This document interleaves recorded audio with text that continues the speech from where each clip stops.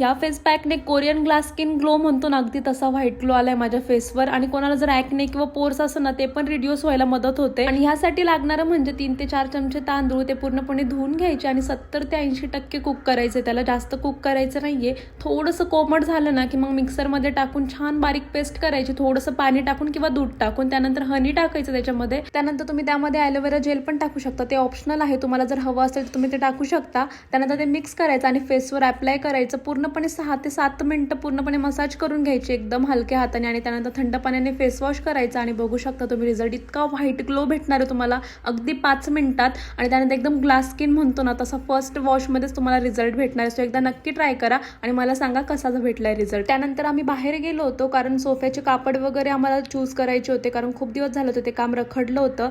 त्यानंतर घरी आले, घरामधले सगळे कामं करून घेतले. आणि आज माझा फायनली यूट्यूबवर ब्लॉग येणार आहे स्किन केअर प्रोडक्टचा, तो पाहायला विसरू नका, कारण माझ्याकडे जेवढे पण प्रोडक्ट आहेत ते सगळे दाखवलेत. तर असा होता माझा आजचा दिवस. Bye bye.